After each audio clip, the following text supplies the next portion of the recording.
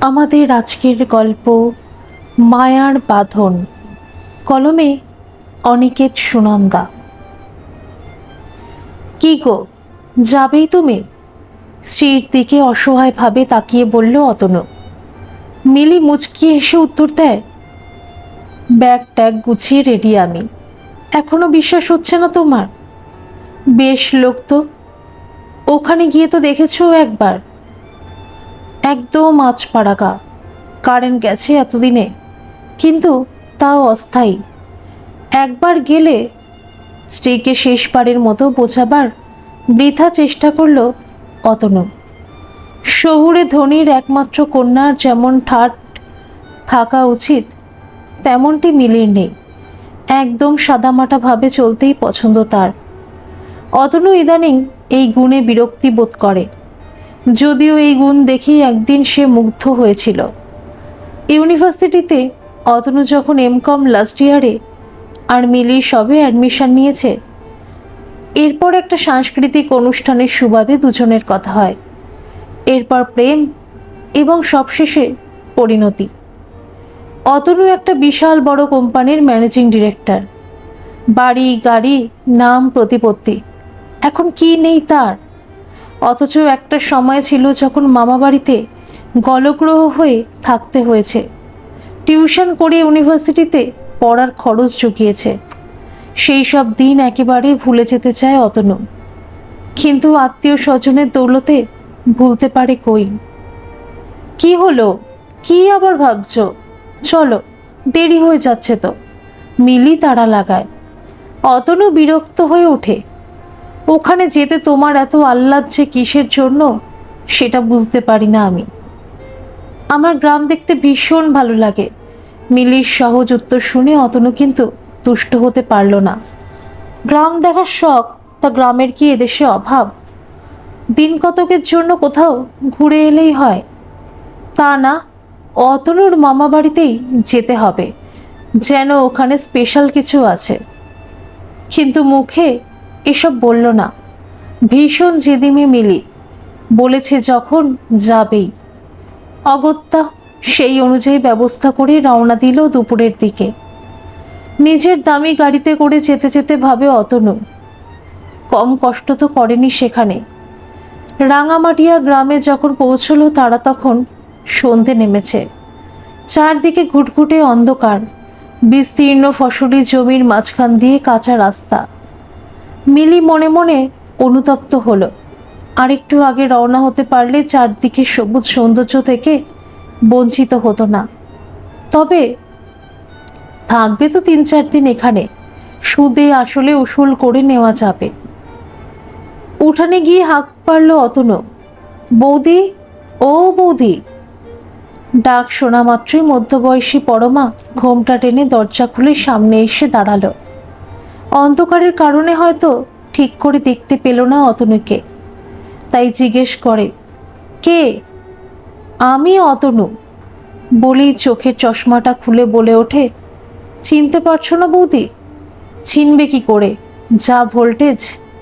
দুনিয়া কোত্থেকে কোথায় চলে গেছে, এদিকে সেই এক হাল। ওমা, তোমরা! এই শান্টু, মিতিন, কোথায় গেলি সব? দেখ কে এসেছে। কই গেলি সবাই? কিছু মনে করো না ভাই, ঘরে এসো, এসো ঘরে। বিনস্ত্রভাবেই বলে ওঠেন বৌদি পরমা। তোমরা কিভাবে থাকো বলো তো? এত মশা, ম্যালেরিয়া ডেঙ্গুর কারখানা দেখছি এখানে। মুখ বিকৃত করে বলল শহরে অতিথি। কি করব ভাই, আমাদের তো অভ্যেস হয়ে গেছে। দাঁড়াও, শান্টুকে পাঠিয়ে মর্টিন আনিয়ে দিচ্ছি। অতনু এত তাচ্ছিল্য নিয়ে কথাগুলো বলেছিল যে মিলি মনে মনে লজ্জিত বোধ করে। অতনু জিজ্ঞেস করে, সে ব্যবস্থা করেই এসেছি, ব্যস্ত হয়েও না। বর্দা কোথায়? ওই একটু পাড়ার মোড়ে গেছে, সারাদিন তো খেতেই পড়ে থাকে। সন্ধ্যের পর একটু ওদিকে যায় গপ্প করতে। বৌদি কথাগুলো বলেই বছর 14 শান্টুকে পাঠালো বাবাকে ডাকতে। অতনু ঘাম মুছতে মুছতে ঘরের দিকে এগিয়ে যায়। মিলি নিজেই পরমাকে একটা প্রণাম করে নিল। পরমা আপ্লুত হয়ে জড়িয়ে ধরে বলল, কতদিন বাদে এলে গো, গরিব দিদিকে দেখতেও বুঝি ইচ্ছে হয় না? কুণ্ঠিত মিলি বলতে পারে না, ইচ্ছে হলেও অতনুকে রাজি করাতে পারে না সে, তাই কথাটা এড়িয়ে যেতে চেষ্টা করে। দিদি, মিতিনকে দেখতে পাচ্ছি না, 2 বছরে বোধ হয় অনেক বড় হয়ে গেছে।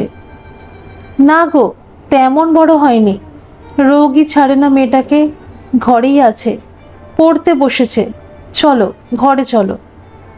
এই মিতিন, বলতে বলতে দ্রুত পায়ে ঘরে ঢোকে পরমা, আর তার সাথে সাথে মিলিও। ঘরে ঢুকতেই মিতিনের দিকে চোখ পড়ল মিলির।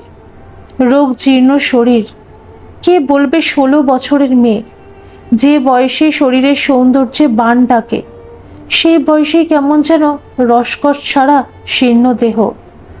মনে হয় যেন কত বয়স হয়ে গেছে মেয়েটির। মিলি একটা হাত ধরে টেনে পাশে বসায় মিতিনকে। কেমন আছিস রে? কাকিমাকে মনে আছে না ভুলে গেছিস? লজ্জিত মুখে মিতিন বলে, কেন ভুলবো কাকিমা, ঠিক মনে আছে।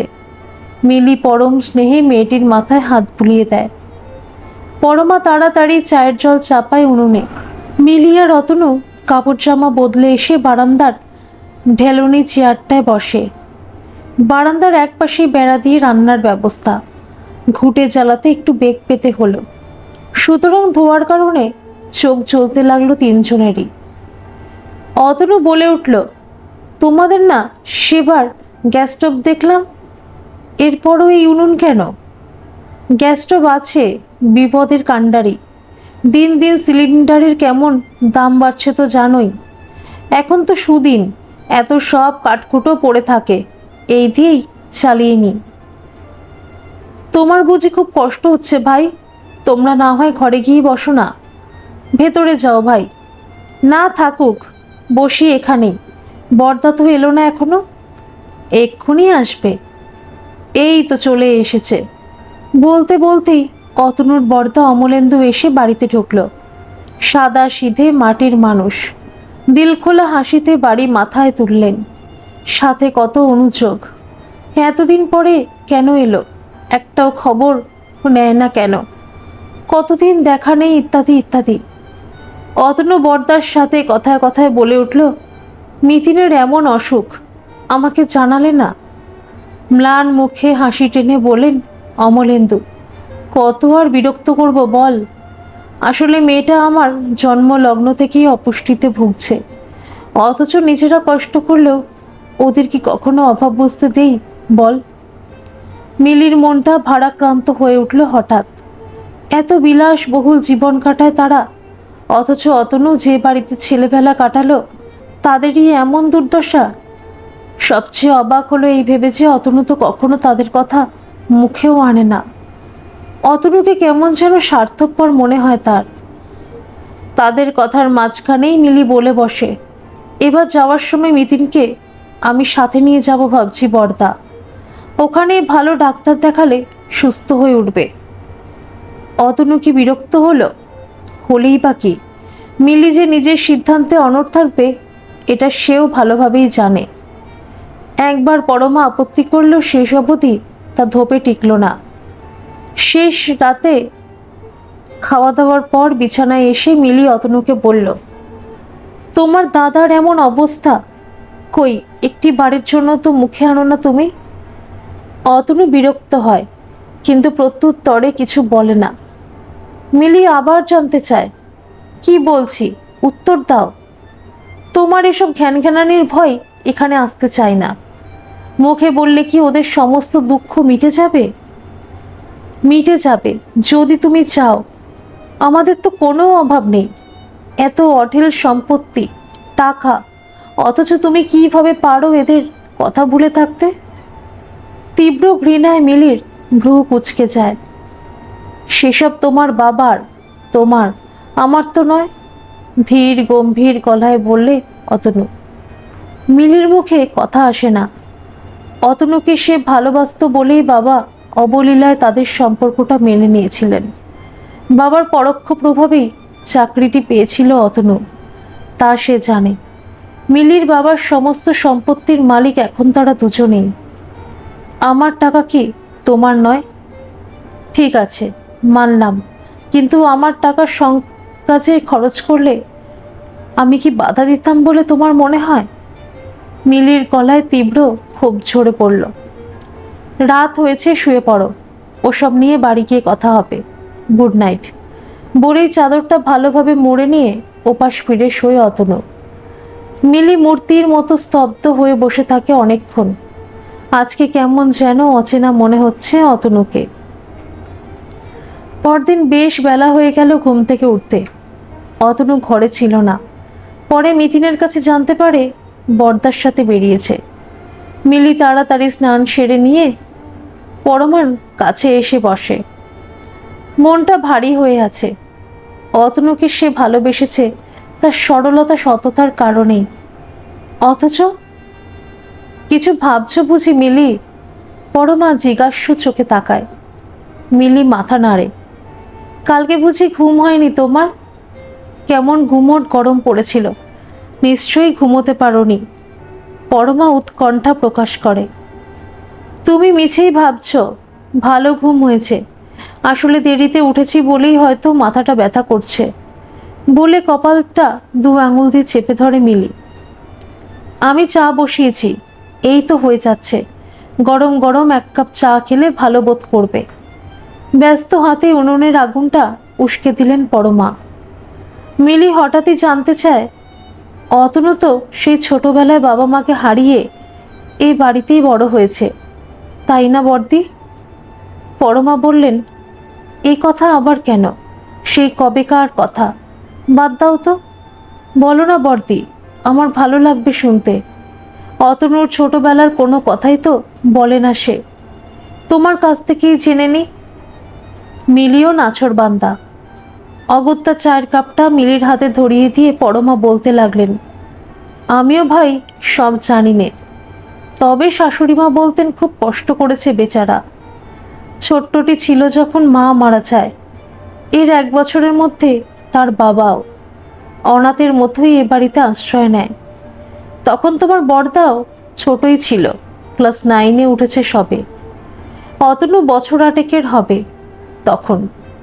তোমার বড়দা বলেন, অতনু না খেয়ে কতদিন যে স্কুলে গেছে তার ইয়ত্তা নেই, তবুও পড়া চাই। খুব কষ্ট করেছে বোন, বইপত্তর কেনারও সামর্থ্য ছিল না, পুরনো বই জোগাড় করে পড়ত। একটা চাপা দীর্ঘশ্বাস বেরিয়ে আসে পরমার বুক ছিঁড়ে।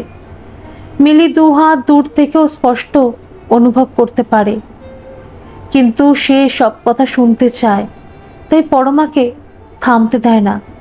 এরপর এরপর কি হয়েছিল বর্দি? এরপর তোমার বর্দার আর পড়াশোনা তেমন এগোয়নি। এদিকে এই সংসারের কর্তা আমার শ্বশুরেরও অকাল মৃত্যু হয়, ও আর পড়াশোনা করতে পারল না। তবে অতনুর পড়া যেন বন্ধ না হয়, তাই এই সংসারের হাল ধরেছিল। তখন একটা দোকানে কর্মচারী ছিল যখন আমাদের বিয়ে হয়। এরপর আমার বাবার কাছ থেকে কিছু টাকা ধার নিয়ে চালের ব্যবসা শুরু করে। এরপর দিনে দিনে জমি জমা কেনে, কিন্তু এতটাই ধার দেনা ছিল যে সে সময়টা অতনুর পড়ার খরচ চালাতে পারেনি। অতনু নিজেই সে ব্যবস্থা করে নিয়েছিল। অনেক কষ্টে দিন কাটিয়েছে ছেলেটা। ঈশ্বর তাই অবশেষে মুখ তুলে দেখেছেন তার দিকে। বলতে বলতে অশ্রু সজল চোখে অদৃশ্য ঈশ্বরের উদ্দেশ্যে জোর হাত কপালে ঠেকায় পরমা। আর তোমাদের দিকে? মিলিয়ে আপন মনে জিজ্ঞেস করে ফেলে। পরমা ঠিক বুঝতে পারলেন না, একটু থতমত খেয়ে আবার বললেন, সবার ভাগ্য কি একরকম হয়? অতনু লড়াই করেছে, ঈশ্বর তুষ্ট হয়েছেন। আমরা কিছুই করতে পারলাম না গো, না পড়ালেখা না লড়াই। হয়তো তাই ঈশ্বরও ফিরে তাকালেন না। একটা গভীর নিঃশ্বাস ফেলে থামলেন পরমা। মিলি চুপচাপ কিছুক্ষণ বসে থাকে, দেখতে থাকে পরমাকে। একসময় ভীষণ সুন্দরী ছিলেন তা বোঝা যায়, তবে অভাব আর দুঃখ কষ্ট তার ছাপ বড় বেশি করে ফেলে গেছে পরমার উপর। চোখের কোণে কালি বলিরেখা পড়েছে। মিলির মনটা ভারাক্রান্ত হয়ে ওঠে। চরম দুঃখের দিনে আশ্রয় দিয়েছিল যে ভাই, তার আজ অমন দুর্দশা। তাদের দয়াতেই আজকের অতনু, অথচ তাদের কথাই আর মনে নেই তার। চায়ের কাপটি সামনে ধরে দাঁড়ালেন পরমা। নাও ভাই, চাটুকু খেয়ে দেখো, মাথা ব্যথা ঠিক কমে যাবে। মিলি হাত থেকে কাপটি নিতে নিতে আবার তাকায় পরমার মুখের দিকে। কি অদ্ভুত তৃপ্তির হাসি মুখে তার। মিলির মনটা শ্রদ্ধায় ভরে ওঠে। দুদিন বাদে মিলি হঠাৎই বাড়ি ফিরে যেতে মরিয়া হয়ে উঠল। অতটুকু ঠিক বুঝতে পারে না কি কারণ, কিন্তু মিলি বড্ড একরোখা বলেই শত চেষ্টা করেও তাকে নিরস্ত করা গেল না। অগত্যা তড়িঘড়ি ফিরে যাওয়ার ব্যবস্থা, তবে সাথে মিতিনকে নিয়ে গেল। গাড়িতে ওঠার সময় পরমা মিলির দিকে তাকিয়ে বলে উঠল, অনেক কষ্ট পেলে ভাই, তাই বলে গরিব দিদিকে ভুলো না যেন, আবার এসো। মিলি মিতিনের হাত শক্ত মুঠিতে ধরে বলে, আসার ব্যবস্থা করেই তো যাচ্ছি দিদি, নিশ্চিন্ত থাকো, খুব শিগগির আসবো। গ্রামের মেঠো পথে ধুলো উড়িয়ে আস্তে আস্তে অদৃশ্য হয়ে গেল অতনুদের গাড়িটি। দূর থেকে তাই দেখছিল পরমা আর অমলেন্দু।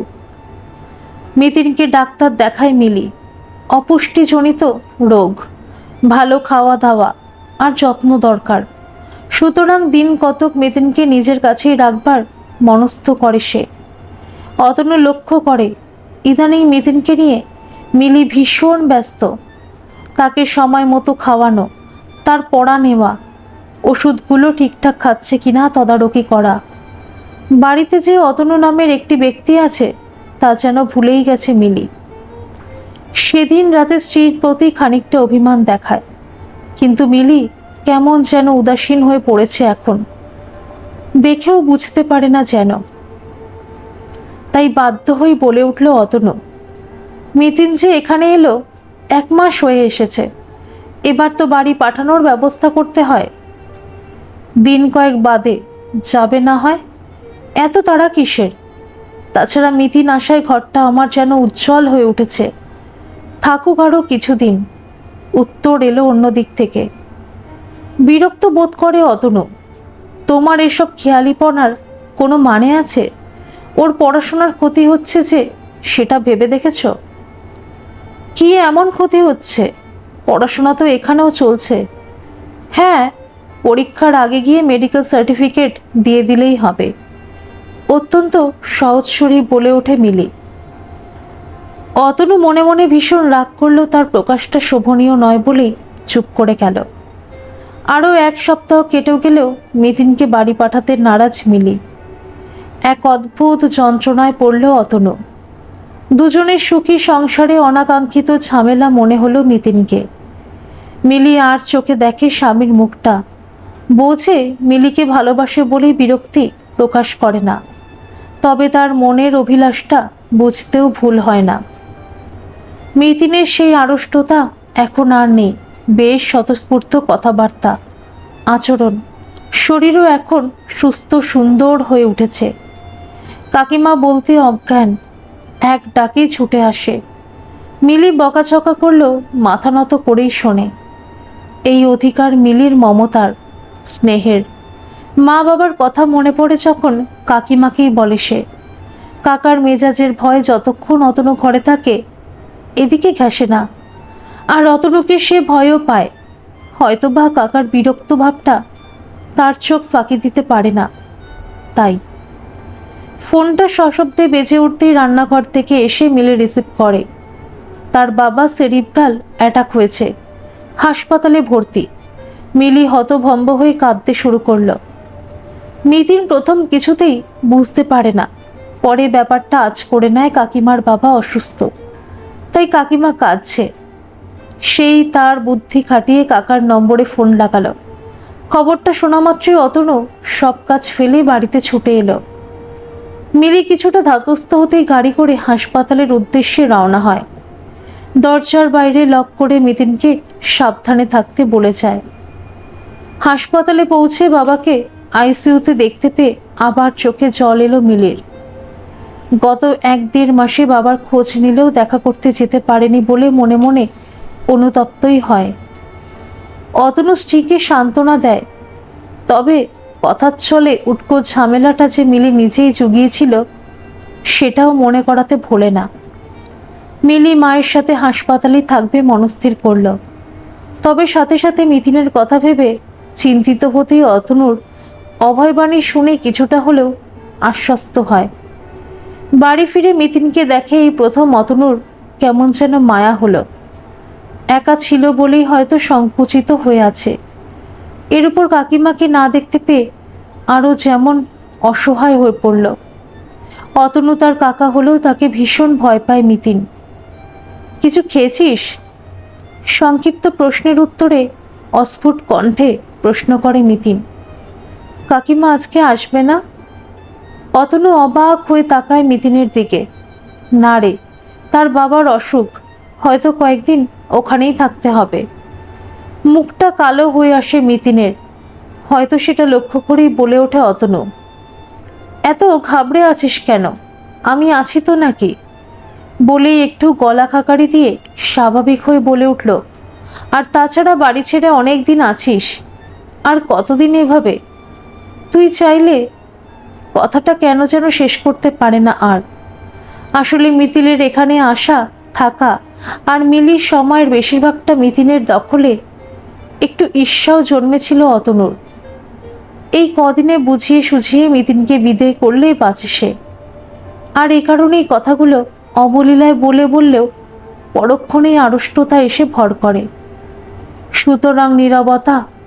মিতিন অর্থবহ দৃষ্টিতে কাকার দিকে তাকায়, এরপর মাথা নিচু করে রান্নাঘরের দিকে এগিয়ে যায়। কাকারও তো আজ খাওয়া দাওয়া হয়নি, তাই খাবারগুলো গরম করতে গ্যাস স্টোভ জ্বালায়। কাকিমার কাছে থেকে থেকে সব শিখে নিয়েছে এই কয়দিনে।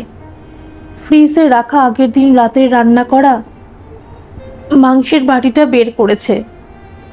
অমনি অতনু রান্নাঘরের শব্দে এদিকে আসে। মিতিনকে গ্যাস অন করে খাবার গরম করতে দেখে খুব অবাক হয়। এসব কি করছিস? তুই পারবি না, আমি করছি, তুই যা। ব্যস্ত হয় অতনু। মিতিন শান্ত মৃদু কণ্ঠে বলে, আমি পারবো কাকা, বাড়িতে মাঝে মাঝে মাকে সাহায্য করে দিতাম তো। টেবিলে অপটু হাতে খাবার বেড়ে দেয়। অতনু তাকেও খেতে বসতে বললে চুপচাপ বসে লাজুক গলায় জিজ্ঞেস করে, কাকিমা কি খেয়েছে? মেয়েটার খুব মায়া, কাকিমা খেয়েছে কিনা সে কথাটাও জিজ্ঞেস করতে ভোলেনি। তোর কাকিমার তো আজ মন ভালো নেই, তাই আমি খাবার কিনে দিয়ে এসেছি, যদি খায়। মিতিন খাবারে আঙুল চালিয়ে গেলেও খাওয়ার ইচ্ছে যে তারও নেই, স্পষ্ট তো বোঝাই যায়। কাকিমাকে বড় ভালোবাসে বলেই হয়তো অভুক্ত মিলির কথা ভেবে মিতিনেরও খাওয়াতে অরুচি বাড়ে। আজ সত্যি মায়া জিনিসটা বড় অদ্ভুত। অতনুর মুখে একটা হাসির ছোঁয়া লাগলো। বড্ড মায়া মেয়েটার চোখে মুখে, কখনো এত ভালো করে দেখেনি সে। মিলির বাবার হাসপাতাল থেকে ছুটি পেতে পেতে দিন 10 লেগে গেল। এদিকে বাড়িতে ঠিকই ঝি রান্না করে দিয়ে গেলে বাকি কাজটুকু মিতিন চালিয়ে যাচ্ছিল। মিলির জন্য খাবার পাঠানো, কাকাকে খাবার গরম করে দেওয়া, অফিস যাওয়ার সময় টিফিন বক্স রেডি করে দেওয়া ইত্যাদি। মিতিনের শান্ত নম্র ভাব অতনুকে মায়া জড়িয়ে ফেলেছিল দিন দিন। সেদিন রাতের খাওয়ার টেবিলে অতনু বেশ হাসি মুখে বলে, কালকে তোর দাদুকে ছুটি দেবে হসপিটাল থেকে, তোর কাকিমাও বাড়ি চলে আসবে। মনে মনে অতনু বেজায় খুশি। দুজনের এই ছোট্ট সংসারে মিলি নামক প্রাণ কেন্দ্রটাই আজ এতদিন ঘরে নেই। মনে মনে একটু স্বস্তি পায় এখন। মিতিনের মুখটা উজ্জ্বল হয়ে উঠেই পরক্ষণেই নিষ্প্রভ হয়ে যায়। কাকিমা ফিরে আসবে, ভীষণ খুশি, কিন্তু এবার তো ফিরে যেতে হবে। কাকার কথাটা এখনো কানে বাজে তার। আর কতদিন এভাবে? মিলি অসুস্থ বাবার বাড়িতে গেল না, বরং বাবাকে নিয়ে এলো নিজের ফ্ল্যাটে। এতে দুদিকই রক্ষা হবে। তাছাড়া মিতিনকেও এতদিন দেখেনি ভালো করে, মেয়েটাও অযত্নে পড়ে আছে। আর অতনু তো বরাবরই অপছন্দ করে তাকে, তাই সব দিক সামাল দিতেই এই ব্যবস্থা। দুদিন হলো বাবাকে নিয়ে ফিরে এসেছে মিলি। ভীষণ ব্যস্ত সারাদিন। রান্নার ঝি থাকলেও বাবার তেল মশলা নিষেধ, তাই সেটা মিলি নিজেই করে নেয়। এছাড়াও ওষুধপথ্য অতনুর ঝক্কি আছে মিতিন। সে এক মারাত্মক ব্যস্ততার মধ্যেই পড়ল মিলি। সেদিন দুপুরের কাজ শেষে সোফায় গা এলিয়ে বসতেই চোখ লেগে গেল মিলির। হঠাৎই মাথায় নরম একটা হাতের স্পর্শ। মিতিন দাঁড়িয়ে অলস কণ্ঠে জিজ্ঞেস করে, কিরে, কিছু বলবি? আমি বাড়ি যাব কাকিমা, বলেই থেমে যায় মিতিন। মিলির অলস ভাব মুহূর্তে কেটে গেল। কি হয়েছে রে, কেউ কিছু বলেছে? সন্দেহের চোখে তাকিয়ে বুঝতে চায় মিলি। মিতিন আবার বলে, আমি বাড়ি যাব। তা বেশ, যাবি, কিন্তু হঠাৎ? তুমি তো এখানে ছিলে না কাকিমা, তাই বলতে পারিনি কাকাকে। অনেকদিন মাকে দেখি না। কথাগুলো বলতে বলতে চোখ দুটো ভিজে গেল মিতিনের। সত্যি কি মায়ের জন্য মন খারাপ, নাকি এই কদিনে পাওয়া কাকিমার অকৃত্রিম ভালোবাসা স্নেহ থেকে বঞ্চিত হওয়ার জন্য দুঃখ? কথা জানেন কেবল ঈশ্বর। মিলির মুখ মেঘাচ্ছন্ন। সত্যি তো, ভালোবাসা যতই বড় হোক, মায়ের সমতুল্য তো নয়। একটা দীর্ঘ নিঃশ্বাস ফেলে অনুমতি দিল মিলি। আচ্ছা। এর দুদিন বাদেই রবিবার অতনু মিতিনকে নিয়ে রাঙামাটির উদ্দেশ্যে রওনা হলো। ড্রাইভ করছে অতনু নিজেই। মিতিন জানালা দিয়ে বাইরে দেখছে আর ঘন ঘন চোখ মুছে চলেছে। মিলি গত দুদিন ধরেই বিনিদ্র, কেঁদে কেঁদে চোখ ফুলিয়েছে। আজকে চলে আসার সময় বহু কষ্টে বিকৃত কণ্ঠস্বরে বলেছেন মিতিনকে, কখনো যদি মার মতো কাকিমাকে দেখার ইচ্ছে করলে আসিস নে মিতিন। কান্নারুদ্ধ কণ্ঠে উত্তর দিতে পারেনি মিতিন। কেবল কাকিমার পা ছুঁয়ে প্রণাম করে ছুটে বেরিয়ে গিয়েছিল ঘর থেকে। অতনুর চোখের সামনে কান্নারত মিতিন আর চোখের আড়ালে মিলির বেদনার্ত মুখটা বারবার সামনে এসে উঠেছিল।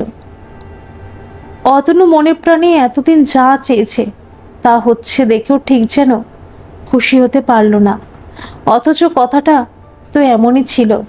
এই উটকো ঝামেলা স্বেচ্ছায় ঘাট থেকে নেমে গেছে, এতে তো তার সবচেয়ে বেশি খুশি হওয়ার কথা ছিল। কিন্তু পারছে কই? গ্রামের খোলা উঠানে অতনুর বড় গাড়িটা থামতেই শশব্যস্ত হয়ে ঘর থেকে বের হলো দাদা বৌদি দুজনেই। মিতিনের দিকে তাকিয়ে দুজনেরই চোখে আনন্দাশ্রু। কত সুন্দর দেখতে হয়েছে মিতিন। সেই রোগ ক্লিষ্ট জীর্ণ দেহ মেয়েটির আমূল পরিবর্তন। কৃতজ্ঞতা প্রকাশের ভাষা পেল না পরমা। কেবল ঝরঝর করে মেয়েকে বুকে চড়িয়ে কেঁদে ফেলল। অতনুকে চোখের দৃষ্টিতে কৃতজ্ঞতা ফুটে উঠল। একটু সময় কেটে যাওয়ার পর অমলেন্দু তাড়া লাগালেন, মেয়েকে সোহাগ পরেও করতে পারবে গো। এখন কিছু খাবার ব্যবস্থা করো দেখি। কত দূর থেকে এলো ভাইটি আমার, আয় এখানে বস। বলতে বলতেই প্লাস্টিকের চেয়ারখানা গামছা দিয়ে মুছে অতনুর দিকে এগিয়ে দিল। অতনুর আজকে যেন তাড়া নেই, আস্তে আস্তে বসে পড়ল। অমলেন্দু জানতে চান, আজকে কি ফিরবি? গম্ভীর উত্তর। অমলেন্দু এ কথা সে কথা বলেই চলেছেন। অতনু এক দৃষ্টি তাকিয়ে দেখছে তাকে। সেই সহজ সরলতা এক ছিল কমেনি। এত অভাবেও এমন সন্তুষ্টি নিয়ে হাসি মুখে অমলেন্দু কথা বলে যাচ্ছেন। অতনু আজ প্রতিষ্ঠিত, অথচ এর পেছনেও তার অবদান কি কিছুই নেই? নিজে না খেয়েও তো কতদিন অতনুকে খাইয়েছে, কতদিন বৌদিকে বলতে শুনেছে ওর একটু বেশি খাওয়া দরকার। কত খাটুনি পড়ালেখা করতে, কত কষ্ট করে পড়া চালিয়ে যাচ্ছে। বেচারিকে একটু ভাত বেশি দিও, আর রাতের দুধটা ওকেই দিও, বুঝলে? আমার ইদানিং হজমের গন্ডগোল হচ্ছে। বড় ভাইয়েরা বোধহয় এভাবেই নানা অজুহাতে নিজের ভাগেরটা অবলীলায় ছোট ভাইকে দিয়ে যায়। প্রতিদানে সবাই কি পায় তার প্রাপ্য সম্মান? হয়তো না, যেমনটা অমলেন্দু পেলেন না। অতনুর মনে জাগে তীব্র অনুশোচনা। কিছুই যে করা হলো না। যখন কেউ ছিল না, এই দাদাই একমাত্র আশ্রয় ছিল একদিন। মাথা গোছবার জায়গা দিয়েছেন, দুবেলা খাবার দিয়েছেন। হয়তো যতটা সাহায্য সে অমলেন্দুর কাছ থেকে আশা করেছিল ততটা পায়নি, কিন্তু এর পেছনে কারণটা তো ভেবে দেখেইনি এত বছর। আর্থিক দিক থেকে অতি দুর্বল অমলেন্দুর পক্ষে কি সম্ভব ছিল তখন? অতনুর বুকটা হাহাকার করে ওঠে। এই দাদাকেই সে বিরক্তির পাত্র ভেবেছে, এদের সাথে সম্পর্ক রাখতে লজ্জাবোধ করেছে।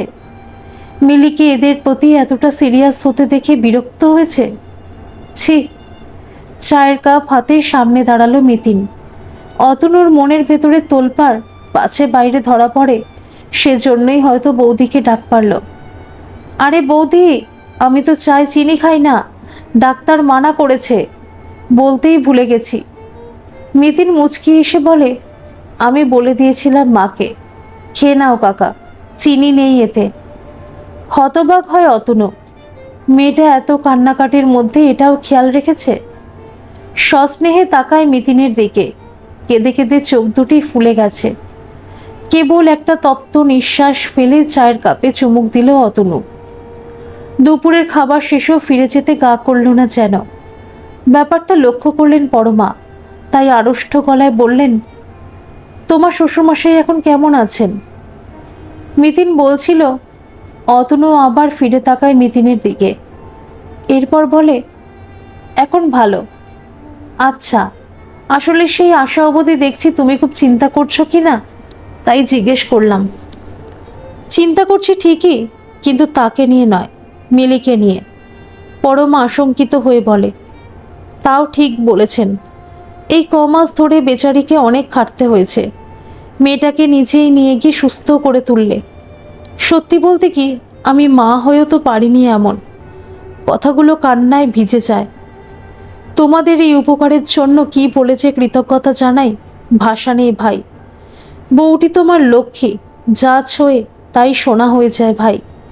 বলতে বলতেই পরমা আদরে বসে থাকা মিতিনের দিকে তাকালো। অতনু স্তব্ধ, মনে মনে কি যেন একটু ভাবল। নিজেকে আরেকটু সময় দিতে হবে তাকে। তাই নিজে থেকেই বলে ওঠে, বৌদি, রাতে আলু পোস্ত করো, অনেক দিন খাই না ওসব। পরমা আর অমলেন্দু আনন্দ আর বাদ মানে না। অতনু নিজে থেকে আজকের রাতটা থাকবে, এও কি কম সৌভাগ্যের ব্যাপার? রাতের খাওয়ার সাথে দাদা বৌদির অকৃত্রিম আন্তরিক আতিথেয়তা অতনুকে ভেতর থেকে নাড়িয়ে দিয়ে যাচ্ছিল বারবার। মিলির সাথে রাতে ফোনেও কথা হলো, বেশ অভিমানী কণ্ঠ। কেউ না বললেও মিলি এভাবে মিতিনের চলে আসার দায় অতনুর ওপর চাপিয়ে তাকে নীরবে কাঠগড়ায় তুলে দিয়েছিল। স্ত্রীর অভিমানের কারণ সে জানে, আর তা অন্যায্য নয়। সন্তানের মতোই মিতিনকে নিয়ে মেতেছিল মিলি, অথচ সেটুকু সুখ থেকে পরোক্ষভাবে অতনুই বঞ্চিত করল তাকে। অতনু বিছানায় শুয়ে হিসেব করতে লাগলো। জীবনের কঠোর লড়াই তাকেও কঠোর করে তুলেছে। আর তাই তো দাদা বৌদির উপকারের কথা, মিলির ইচ্ছে অনিচ্ছার কথা, করণীয় কর্তব্যের কথা সব বিস্তৃত হয়েছিল। কিন্তু আর নয়, এবার সংশোধনের পালা। সবার কাছ থেকে শিরাটা চেয়েছে এতদিন, ফেরত দেওয়ার কথা মনেও পড়েনি। এবার ফেরত দিতে হবে সুদে আসলে। সকালের চায়ের সাথেই কথাটা পারল অতনু। মিতিনকে তার কাছে নিয়ে যেতে চায়, ওখানে স্কুলে ভর্তি করিয়ে দেবে। প্রতি সপ্তাহে একবার সবাই এসে ঘুরে যাবে এখানে, আর শান্টুর পড়াশোনা ইত্যাদি যাবতীয় খরচের দায়িত্ব তার। প্রথম দিকে অমলেন্দু রাজি না হলেও অতনুর একান্ত অনুরোধ উপেক্ষা করতে পারলেন না অমলেন্দু। মিতিন আজ বেজায় খুশি। কাকিমার কাছে যেতে মরিয়া হয়ে উঠল সে। অথচ যখন আবার শহরের দিকে রওনা হলো, মায়ের জন্য বুকটা মোচড় দিয়ে উঠল। মনে মনে মিতিনের আশা, খুব ভালো করে পড়াশোনা করবে, চাকরি করবে, বাবা মায়ের কষ্ট লাঘব করবে। অন্যদিকে মিলিকে ফোনে খবরটা জানাতেই আনন্দে মিলির চোখে জল এলো। উৎকণ্ঠিত হয়ে বারবার ব্যালকনিতে উকি দিয়েই চলল। অবশেষে সেই কাঙ্ক্ষিত মুহূর্ত। দরজা খুলতেই সামনে মিতিন। মিলিকে জাপটে ধরে ফেলে মিতিন। অস্ফুট স্বরে বলতে থাকে, তোমাকেও কাল থেকেই খুব দেখতে ইচ্ছে করেছে, ঠিক মার মতোই। আমি তোমাকে খুবই ভালোবাসি কাকিমা, মার মতোই। মিলির দু চোখে আনন্দধারা বয়ে যায় অবিরাম। কেবল নারীর টানই একমাত্র নয়, এর চেয়ে বেশি বোধ হয় মায়ার বাঁধন। ধন্যবাদ সকল বন্ধুরা, এই গল্পটি যদি আপনাদের ভালো লেগে থাকে তাহলে অবশ্যই একটা লাইক করে দেবেন, আর এই চ্যানেলে নতুন হয়ে থাকলে চ্যানেলটিকে সাবস্ক্রাইব করে আমার পাশে থাকবেন, আর পাশে থাকা বেল আইকনটিকে প্রেস করে দেবেন যাতে সমস্ত গল্পের নোটিফিকেশনগুলি সবার প্রথমে আপনাদের কাছে পৌঁছে যায়।